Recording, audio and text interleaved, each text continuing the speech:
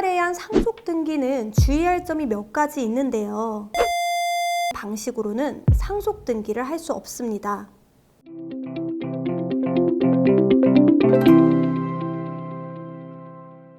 안녕하세요. 상속 전문 변호사 유지은입니다. 한국에서 상속재산 중 가장 많은 비율을 차지하는 게 바로 부동산인데요. 피상속인이 사망하여 상속이 개시되면 부동산 소유권은 상속인에게 이전되지만 이 상속 부동산을 처분하기 위해서는 상속으로 받은 부동산의 소유권을 상속인 명의로 이전하는 바로 상속 등기가 필요하게 됩니다. 오늘은 바로 이 상속 등기에 대한 기본적인 절차와 유형별 주의사항에 대해 알려드리는 시간을 갖도록 하겠습니다.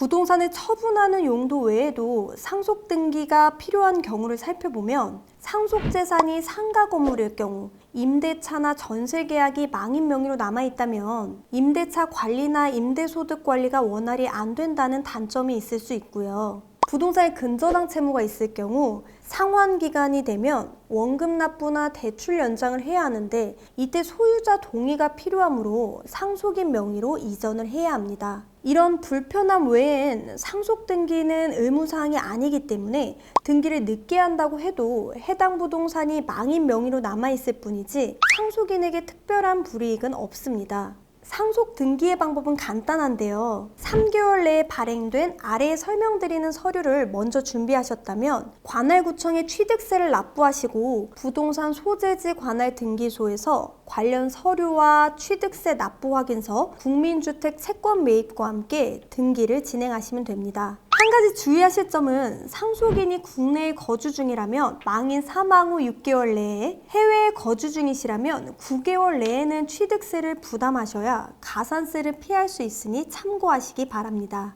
상속인이 여러 명일 경우 상속재산은 공동상속인의 공유가 되기 때문에 공동명의를 각자의 상속분에 따라 이전 등기를 하게 되는데요. 이때 상속인들 간의 합의 여부에 따라 등기의 방법이 달라지게 됩니다.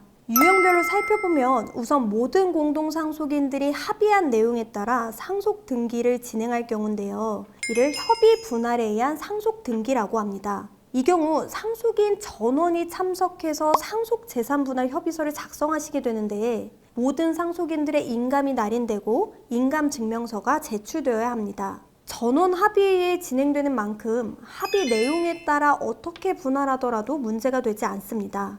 이 협의 분할에 의한 상속 등기는 주의할 점이 몇 가지 있는데요. 상속인 전원이 협의에 참여해야 하기 때문에 일부 상속인들만의 협의에 의해 그 상속인들의 지분은 협의대로, 나머지 상속인들의 지분은 법정 상속분대로 등기하는 방식으로는 상속 등기를 할 수 없습니다.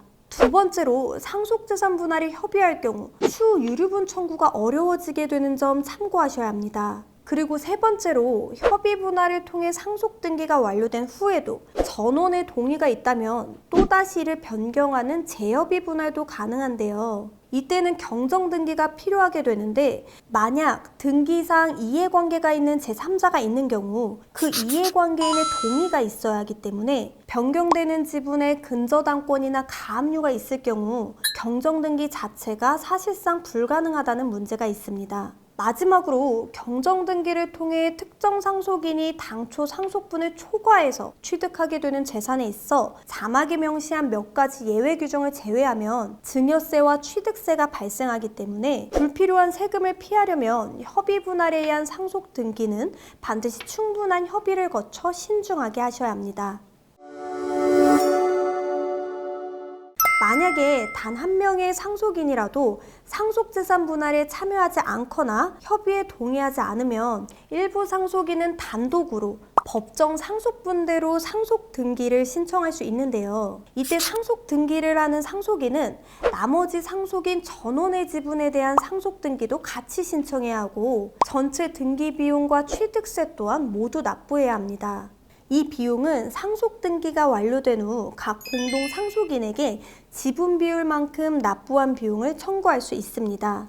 이러한 단독 상속 등기의 경우 확정 전까지는 임시적인 등기에 불과하기 때문에 추후 상속인 간 분할 협의가 이루어지거나 일부 상속인이 법원에 상속재산 분할 심판 청구를 할 경우 결국 재판의 결과에 따라 등기가 달라지게 됩니다.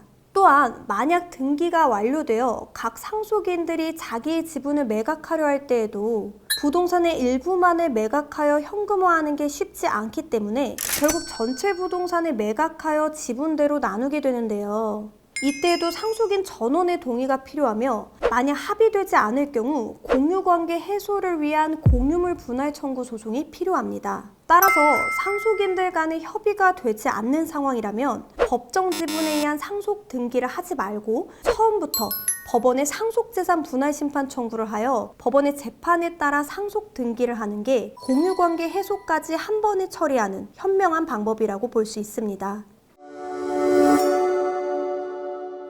오늘은 상속 등기에 대해 알려드렸는데요. 정리해드리자면 상속 등기는 협의에 의한 협의 분할 등기와 법원의 재판을 통한 등기 이렇게 나눠볼 수 있는데요. 각 유형별로 주의사항이 있기 때문에 각자 본인의 상황에 맞게 신중하게 접근할 필요가 있다는 점 말씀드리면서 오늘 영상은 여기서 인사드리도록 하겠습니다.